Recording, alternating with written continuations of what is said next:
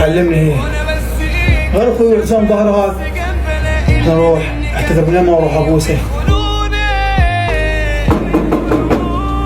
ميرو مصطفى والله ضايج وما اعرف شو اقول لك يا اخي تعال طب جو سولف.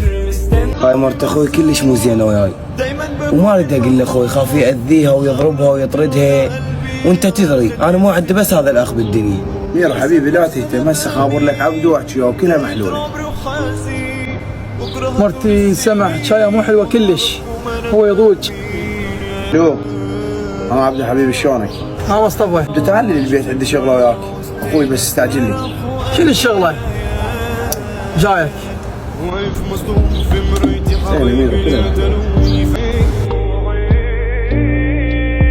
حتى اللي كانوا يوم جنبي جرحوا قلبي وقتلوني وكانوا مبسوطين بدموعي.